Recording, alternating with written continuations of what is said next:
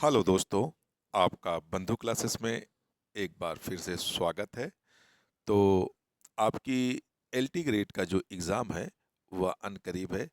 तो उससे पहले यह एक महत्वपूर्ण प्रश्नों का हम लोग रिवीजन कर लेंगे, क्योंकि ये प्रश्न आपकी परीक्षा की दृष्टिकोण से काफ़ी इम्पोर्टेंट्स होंगे, क्योंकि ये अनिवार्य पेपर हैं जिसे हम लोग समान अध्ययन के नाम से जानते हैं। तो उसके कुछ महत्वपूर्ण प्रश्न देखते हैं जो आपकी परीक्षा की दृष्टिकोण से काफ़ी महत्वपूर्ण होंगे। तो आइए इन पे चर्चा करते हैं, और ये आपके प्रीवियस ईयर के प्रश्न होंगे। तो पहला प्रश्न है, निम्नलिखित में से किस रोग का प्रतिजैविक द्वारा निदान नहीं किया जा सकता। यानी प्रतिजैविक द्वारा, अगर इसे हम इंग्लिश शब्दों में कहें तो एंटीबायोटिक्स के द्वारा किसका निदान नहीं किया जाता है। तो अमूमन सभी विद्यार्थी जानते होंगे कि जो एंटीबायोटिक्स से जिसका हम प्रतिजैविक द्वारा निदान नहीं कर सकते वह कौन सा होता है। वायरस होता है। नहीं, वायरस का हम जो है किस किसके द्वारा निदान नहीं कर सकते, एंटीबायोटिक किस द्वारा, यानी एक तरह से कहा जाए प्रतिजैविक के द्वारा। तो आपके जो विकल्प दिए गए हैं इनमें से हमें पहचान लेना है कि कौन सा ऐसा रोग है जो वायरस के द्वारा होता है। जैसे क्षय रोग की बात की जाए तो ये किसके द्वारा होता है, तो ये बैक्टीरिया के द्वारा होता है। टेटनिस की बात की जाए तो ये भी किसके द्वारा होता है, बैक्टीरिया के द्वारा होता है। हैजा की बात की जाए तो हैजा किसके द्वारा होता है, बैक्टीरिया के द्वारा होता है। लेकिन खसरा एक ऐसा रोग है, या किसके द्वारा फैलता है, तो वायरस के द्वारा खसरा फैलता है। तो आपका सही विकल्प कौन हो जाएगा, सी वाला आपका एकदम सही विकल्प हो जाएगा, क्योंकि जो वायरस होता है उसका निदान प्रतिजैविक द्वारा नहीं किया जा सकता। तो सही विकल्प कौन सा होगा, खसरा होगा। आइए अगला प्रश्न देखते हैं।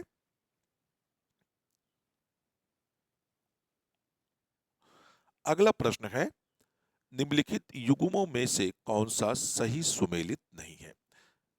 नहीं है शब्द को एक बार विशेष रूप से आप देखिएगा एग्जाम हॉल में, क्योंकि कभी कभी आपके ये एक दो प्रश्न क्या है, यहाँ से मिस्टेक से गलत हो जाते हैं। तो इस पे हमें अंडरलाइन जरूर कर लेना है।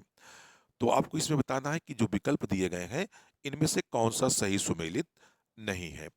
तो पहला विकल्प दिया है कंप्यूटर, चार्ल्स बेबेज के द्वारा इसका निर्माण किया गया था, ये बिल्कुल विकल्प सही है। दूसरा विकल्प दिया गया है रेडियो, कार्ल्स बेंज द्वारा। तो रेडियो हम लोग जानते हैं, या अमूमन विद्यार्थी इसको पता होगा कि रेडियो का जो आविष्कार किया था वो किसके द्वारा किया गया था, मार्कोनी के द्वारा। किसके द्वारा किया गया था, मार्कोनी एक वैज्ञानिक गुजरे हैं, उनके द्वारा इसकी खोज की गई थी। तो आपका सही विकल्प क्या हो जाएगा, बी वाला सही विकल्प हो जाएगा। रेडियो क्या है, सही सुमेलित नहीं है। बाकी जो दो विकल्प हैं, बैरोमीटर का जो आविष्कार किया था ई ट्रारिसेली ने किया था। डायनमो का जो आविष्कार किया था माइकल फैराडे के द्वारा किया गया था। तो आपका सही विकल्प इसमें कौन सा हो जाएगा, बी वाला एकदम राइट विकल्प होगा। अगला प्रश्न देखते हैं।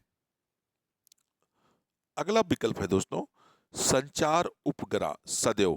संचार उपग्रह की बात की जाए तो ये सदैव कहाँ स्थित किए जाते हैं, भू स्थिर रहते हैं। भू स्थिर रहने का मतलब होता है जिनसे, क्योंकि जो हमारी संचार किरणें होती हैं वह किस मंडल से पुनः धरती की तरफ वापस आती हैं, तो आयन मंडल से हमारी जो संचार किरणें होती हैं वो कहाँ से आती हैं, वापस आ जाती हैं।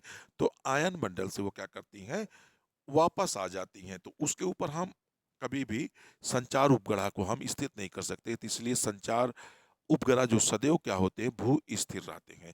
तो आपका सही उत्तर क्या हो जाएगा, सी वाला एकदम राइट आंसर होगा। अगला प्रश्न देख लेते हैं।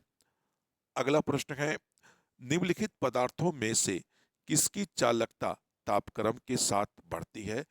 तो तापक्रम के साथ किसकी चालकता बढ़ती है, तो जर्मेनियम। जर्मेनियम एक ऐसा विकल्प धातु है जिसकी जो चालकता है वो क्या होती है, तापक्रम के साथ क्या होती है, अधिक बढ़ती है। तो आपका सही उत्तर क्या हो जाएगा, बी वाला जर्मेनियम हो जाएगा। अगला पदार्थ अगला देख लेते हैं। इसमें मैथ के सवाल हैं दोस्तों, क्योंकि मैथ के सवाल थोड़ा सा हमने अपने नेक्स्ट वीडियो में सॉल्व किया है। तो यहाँ जान लेते हैं कि जो दो स्क्वायर 3 सेंटीमीटर भुजा वाले सम षडभुज का क्षेत्रफल होगा, तो इसमें सही उत्तर हो जाएगा डी वाला 8। इसका हम विस्तार यहाँ नहीं कर रहे हैं दोस्तों, इसकी नेक्स्ट वीडियो में हम लोग इसको विस्तार से देखेंगे। आइए अगला प्रश्न देखते हैं। अगला प्रश्न क्या है दोस्तों, फिर एक मैथ वाला सवाल दे दिया गया है। तो इसमें जो दिया गया है, तो इसका अगर हम सॉल्व करेंगे तो इसका सही उत्तर क्या आ जाएगा, 7/8 आ जाएगा। तो उत्तर क्या होगा इसमें सही, डी वाला उत्तर सही होगा, 7/8 सही हो जाएगा। अगला सवाल देखते हैं, फिर एक मैथ के सवाल हैं इसमें। दोस्तों ये मैथ के सवाल डालने का इसमें एक मेन उद्देश्य ये था कि आपको ये लगे कि जो जीएस के प्रश्न हैं वो किन किन क्षेत्र से पूछे जा रहे हैं और कितने मात्रा में ये सवाल क्या है पूछे जा रहे हैं। जैसे इसमें दिया है यदि द्विघाती समीकरण इतना इतना का एक मूल 2 है तो दूसरा मूल कितना होगा, तो इसमें जो दूसरा मूल निकल के आएगा वो कितना निकल के आएगा, -1 निकल के आएगा। तो उत्तर क्या सही हो जाएगा इसमें दोस्तों, -1 सही हो जाएगा। आइए अगला प्रश्न देखते हैं। अगला प्रश्न है दोस्तों, एक करंट अफेयर का प्रश्न है, क्योंकि ये प्रीवियस ईयर के पेपर हैं तो करंट अफेयर्स भी पुराने ही होंगे। तो मई 2018 में किस राज्य में सैन्य अभ्यास विजय प्रहार संपन्न हुआ था। तो 18 में ये जो विजय प्रहार हुआ था, क्योंकि अभी तक तो इसका कोई नया अर्जन हुआ नहीं है, लेकिन जब ये हुआ था, ये कब हुआ था, कहाँ हुआ था, राजस्थान में इसका आयोजन किया गया था। अगला प्रश्न देख लेते हैं। अगला प्रश्न है दोस्तों, राष्ट्रमंडल खेल 2018 में बैडमिंटन का महिला एकल खिताब किसने जीता था। क्योंकि ये 18 का है, हमारे लिए इंपॉर्टेंस ये होगा दोस्तों कि जो अगला 2026 में जो अगला बैडमिंटन यानी राष्ट्रमंडल खेल होगा, इसका आयोजन कहाँ किया जाएगा। तो दोस्तों सबको पता होगा पहले इसका आयोजन ऑस्ट्रेलिया में किया जाना था, लेकिन ऑस्ट्रेलिया के मना करने पर अब इसका आयोजन कहाँ होगा, ग्लासगो में होगा। कहाँ पे होगा दोस्तों, ग्लासगो में होगा। इसका आयोजन कहाँ किया जाएगा, तो इसका अगला आयोजन जो 26 में होगा, राष्ट्रमंडल खेलों का आयोजन ग्लासगो में किया जाएगा। आइए अगला प्रश्न देख लेते हैं। अगला प्रश्न है, विश्व प्रेस स्वतंत्रता सूचकांक। तो 2018 में भारत का पोजीशन की बात करें तो 18 में इसकी पोजीशन थी 135। अगर 2024 में इसकी पोजीशन देख लेते हैं तो 24 में इसकी पोजीशन थी कितनी दोस्तों, 151 थी। वहीं इसकी पोजीशन 2025 में कितनी हो गई, 2025 में 159वें स्थान पर ये चला गया। विश्व स्वतंत्रता में भारत का जो रैंकिंग इस समय है 2025 में 159वीं है। अगला प्रश्न देखते हैं।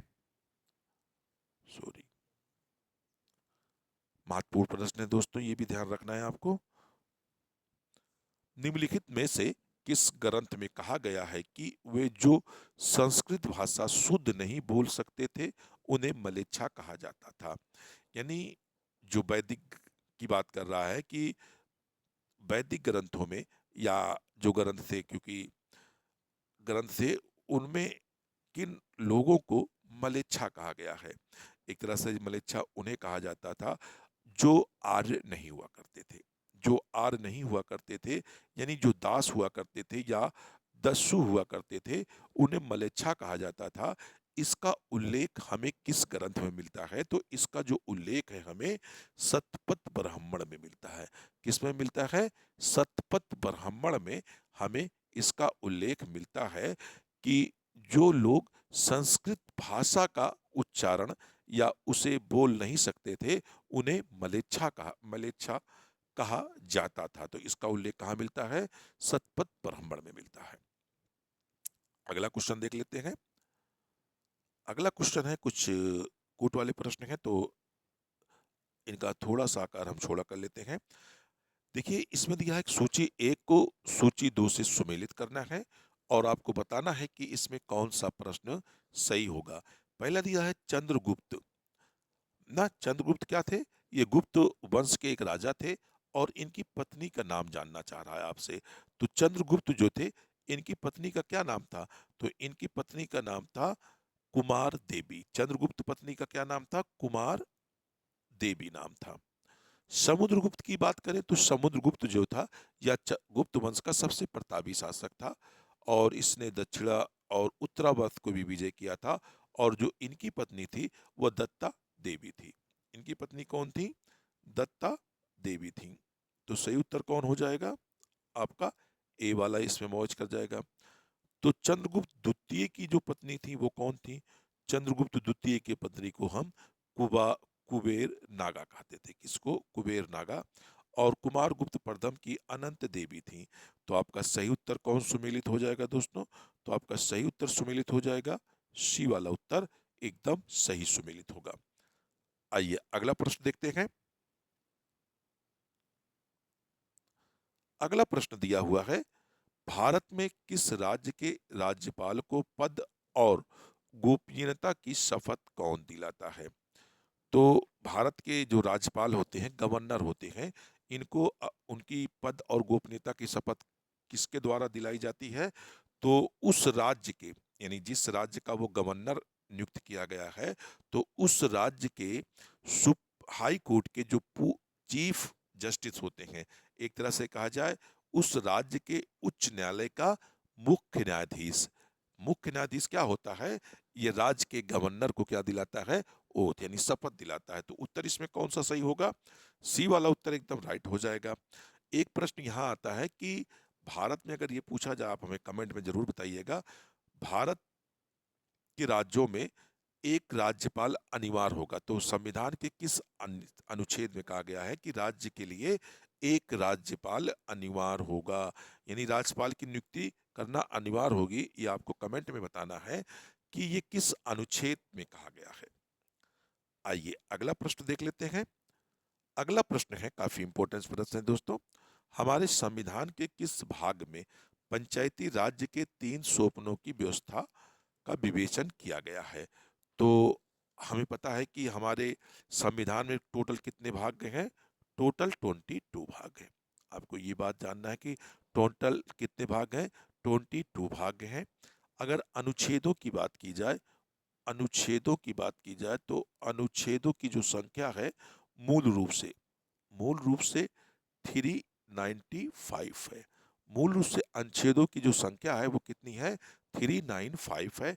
अनुसूची की अगर बात कर लें तो अनुसूची अनुसूची की इस समय वर्तमान में संख्या कितनी है दोस्तों? 12 है। अनुसूची में 12 है। और भाग कितने हैं? ये भी ध्यान रखना है, भाग हमारे 22 हैं। और पंचायती राज्य की जो 3 सोपान की बात की गई है, ये संविधान के किस भाग में की गई है?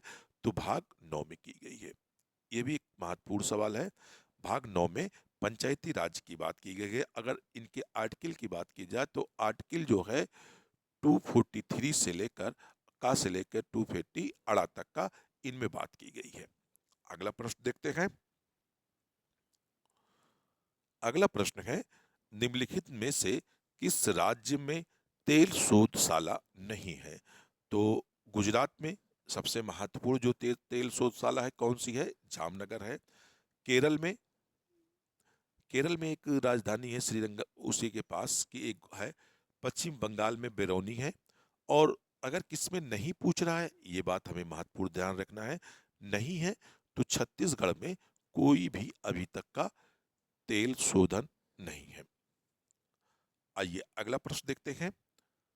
अगला प्रश्न पूछ रहा है कि निम्नलिखित में से कौन सी नदी ऑस्ट्रेलिया में नहीं बहती है? ये भी सब हमें अंडरलाइन करना है कि नहीं बहती है। हंटर रिवर ये ऑस्ट्रेलिया में बहती है। फिलेंडर्स रिवर ये भी ऑस्ट्रेलिया में बहती है। ऑरेंज रिवर, ऑरेंज रिवर जो है दोस्तों, वर्तमान में कहाँ बहती है? दक्षिण अफ्रीका में। ये कहाँ पर बहती है? तो दक्षिण अफ्रीका में इसका बहाव है। किसका? ऑरेंज रिवर का। गिलबर्ट रिवर की बात करें तो ये भी ऑस्ट्रेलिया में बहती है। तो पूछ रहा है कौन सी नहीं बहती है, तो आपका सही उत्तर कौन होगा? सी वाला होगा। ऑरेंज रिवर जो है ये वर्तमान में दक्षिण अमेरिका में, अफ्रीका में इसका बहाव है। तो यही उत्तर आपका सही हो जाएगा। अगला क्वेश्चन देखते हैं दोस्तों। निम्नलिखित में से किस राज्य में 2011 की जनगणना में जनसंख्या का ह्रास अभिलिखित हुआ था? तो ये तो काफी हम लोग पॉपुलर है भारत की जनसंख्या बड़ी तीव्र गति से बह रही है। अगर अनुमानित आंकड़ों की बात की जाए तो अनुमानित आंकड़ों में हम चीन को पीछे छोड़कर पूरे विश्व में जनसंख्या के हिसाब से पहले राष्ट्र बन चुके हैं। लेकिन भारत का ऐसा कौन सा राज्य है जिसमें बढ़ने के बजाय जनसंख्या का क्या हुआ है, ह्रास हुआ है। तो कौन सा राज्य है, नागालैंड है। नागालैंड में जनसंख्या बढ़ने के लिए 11 में इसमें क्या किया गया था, ह्रास यानी एक तरह से कहा जाए गिरावट दर्ज की गई थी। कितनी की गई थी, 0.6 की इसमें गिरावट दर्ज की गई थी। परसेंटेज की क्या की गई थी, गिरावट दर्ज की गई थी। अगला प्रश्न देखते हैं। अगला प्रश्न है माल्थस। माल्थस जो थे एक जनसंख्या पर अध्ययन करने एक बहुत अच्छे विद्वान थे। इन्होंने माल्थस थ्योरी दिया था, जिसमें बनाया था कि प्राकृतिक रूप से पृथ्वी क्या करती है, जनसंख्या क्या करती है, अपने आप मैनेज कर लेती है। जैसे मान लीजिए जी, अब जनसंख्या अन्न जो है कम पैदा हो रहे हैं और जनसंख्या अधिक हो गई, तो कोई प्राकृतिक आपदा आएगी और उससे इंसानों की अधिकांश मृत्यु हो जाएगी, जिससे अन्न और पब्लिक क्या होगी, एक तरह से कहा जाए जनसंख्या क्या होगी, आपस में फिर से कोरिलेट हो जाएगी, बराबर हो जाएगी।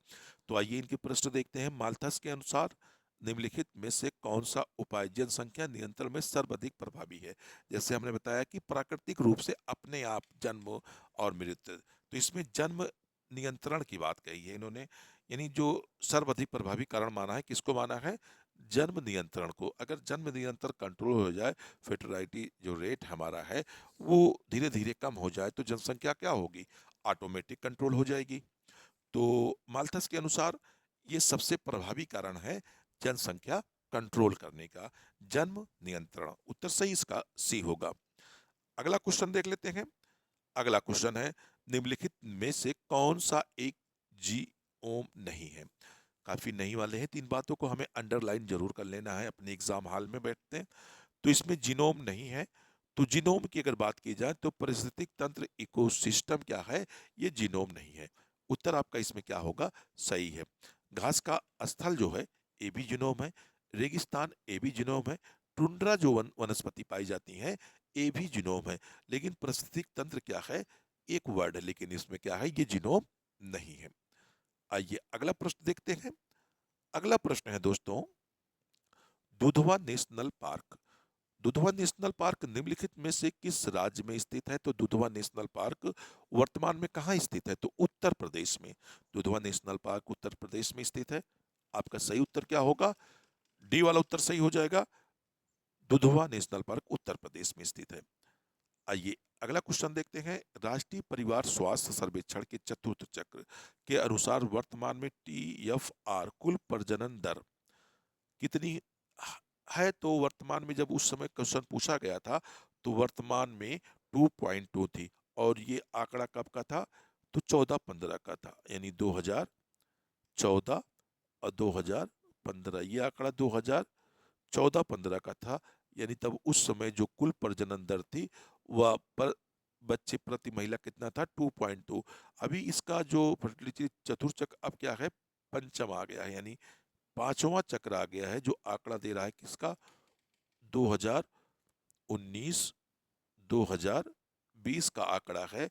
और उसमें बताया गया है जो TFR है, TFR वो कितना हो गया है, तो 0.0 हो गया है। ये भी हमें ध्यान रखना है। ये किस सर्वेक्षण के आधार पर यह बताया गया था, तो 2014-15 के आंकड़ों के आधार पर बताया गया था। जो पांचवा TFR जारी किया गया है वो 2019-2020 के आंकड़े के आधार पर TFR कितना है, 2.0% है। आइए अगला प्रश्न देखते हैं। अगला प्रश्न है, निम्नलिखित जनगणना वर्षों में से किसके भारत में महाविभाजन का वर्ष के रूप में जाना जाता है। तो महाविभाजन का जो वर्ष माना जाता है, काफी पॉपुलर है, कई बार पूछा गया है, 1921 को माना जाता है। किसको माना जाता है, 1921 को माना जाता है। अगला प्रश्न है, SRI विधि संबंधित है, तो यह किससे संबंधित है, तो धान की रुपाई से संबंधित यह विधि मानी जाती है। अगला प्रश्न देखते हैं। अगला प्रश्न है इसमें, निम्नलिखित में से कौन सा युग्म सही सुमेलित नहीं है। सही सुमेलित नहीं है तो इसमें मूंगफली फली छेदक है, नहीं। तो आपका सही सुमेलित क्या हो जाएगा, मूंगफली फली छेदक नहीं है। आइए अगला प्रश्न देख लेते हैं। अगला प्रश्न है, मक्का आलू मूंग के फसल चक्र की सघनता है। दोस्तों इसमें कोई सही डाटा नहीं मिल रहा है, लेकिन एक कुछ आंकड़ों के अनुसार इनकी जो फसल चक्रता सघनता पाई जाती है 250 के आसपास पाई जाती है। लेकिन ये डाटा एग्जैक्ट नहीं कहा जा सकता, क्योंकि कई सारे जो एक एथॉन्टिक साइट है इसमें आयोग भी कंफ्यूजन है, तो इसलिए हम लोग मान के चलते हैं कि 250, बट ये पूरी तरह से क्लियर नहीं है, कुछ भी हो सकता है। आइए अगला प्रश्न देखते हैं। और जो 30 प्रश्न पूछे जाते हैं जीके यानी जनरल समान अध्ययन में, उसका आज अंतिम प्रश्न है, निम्नलिखित में से कौन सा युग्म सही सुमेलित नहीं है। तो इसमें जो सही सुमेलित नहीं है, सरसों वरदान प्रजाति है, अलसी चमत्कार सही है, चना अच्छे, मूंगफली की बात करें तो औसल, जो अलसी है ये चमत्कार नहीं है, तो यही आपका उत्तर क्या होगा, सी वाला उत्तर सही होगा, अलसी। तो दोस्तों अगर आपको वीडियो अच्छा लग रहा हो या वीडियो अच्छा लगा हो तो आप वीडियो को लाइक और शेयर करिएगा। और एग्ज़ाम में आप बैठे इससे पहले ज़रूर एक बार आप देख लीजिएगा, अपनी तैयारी को परखिएगा। ठीक है दोस्तों, फिर मिलते हैं नेक्स्ट वीडियो में, जब तक के लिए धन्यवाद। जय हिंद दोस्तों।